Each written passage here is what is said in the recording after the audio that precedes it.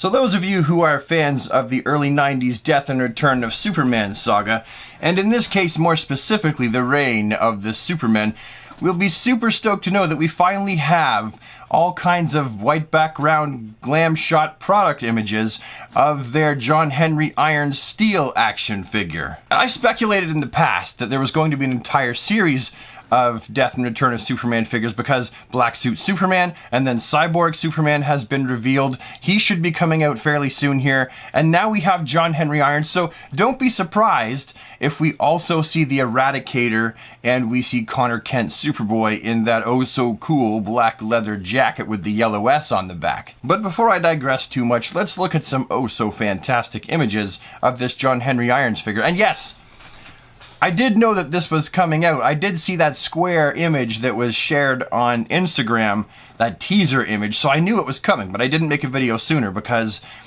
well, it was just one little square. There was no content there around that one little picture. I was waiting for these pictures to come out. Anywho, so the first image we've got here is a great posed image of John Henry Irons holding the hammer with his cape flowing wildly over his shoulders, as is classic of this character.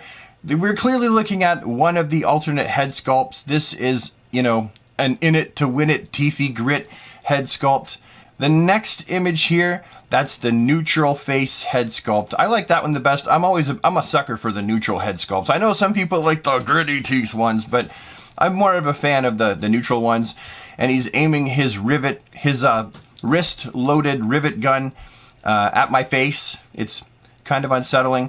A classic image. Really, it Mafex what they do with all of their pictures for their figures. They try to use classic, iconic imagery of that character, you know, for their promo images. The next we have a stand-up, just a straight-up neutral pose, neutral head sculpt. Again, billowing cape over the shoulders. I love the color. I love the tones they've chose for this. It's shiny metallic, but also not too shiny. It's actually very matte at the same time, but light will reflect off this also quite nicely. And you got the perfect like metallic blue down the suit. With certain places it's just that like silvery gray color. This is perfect. This is the perfect coloring for John Henry Irons as far as I'm concerned. And I think that the body proportions for this figure are actually pretty much a-okay. I like the body proportions here too. We got the back of the cape, and if we're to believe what we're seeing here, what I've learned about Mafex is when you think that the yellow is just overexposed, it's not. It's just, the yellow is just, you know, not very bright here. So at this point, I'm thinking that the S shield on the back of this cape is going to be almost white looking, which is not cool, bruh. He's supposed to have a yellow S on the back, and it is in fact the same S as in the second release of the Mafex Hush Superman. That looks exactly the same to me. We got a nice image with 3 head sculpts, serious, in it to win it, and just downright upset. I always wondered how see, comic books are like, hey, he's wearing a helmet, and is it made out of liquid metal? No, but yet you can see his teeth and his facial expressions. I guess they kind of have to do that, right? It's like Spider-Man with the expressions on his mask too. Just want to make sure I didn't put my hand in the red paint over here. I've been repainting Superman's legs here.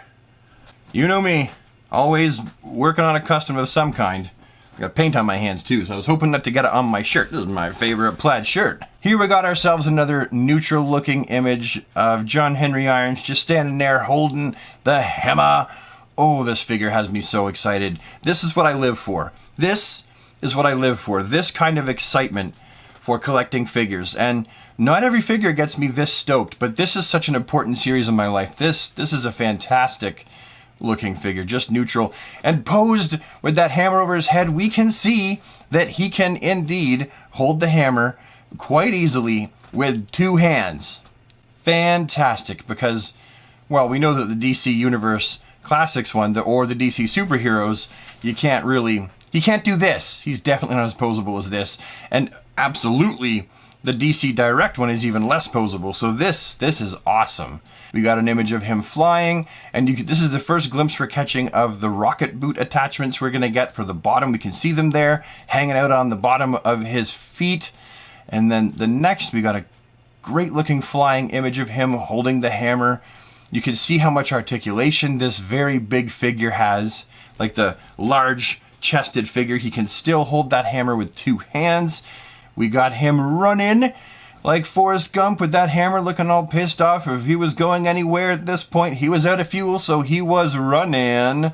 Then you've got an image, again, just him standing there, looking majestic, regal even. Someone who is definitely worthy of being one of Superman's best compadres. And then, this might be the final image. Yes, it's the final image. We have an image of the accessories that he comes with. You can see the hammer, and you can see the rocket boot accessories. And that's it. Of note, these are completely different rocket, you know, like the fire that comes out of the bottom of the boots. Completely different than the black-suited Superman. So there we have it. Product images of the to be released in March 2023. That is so far away.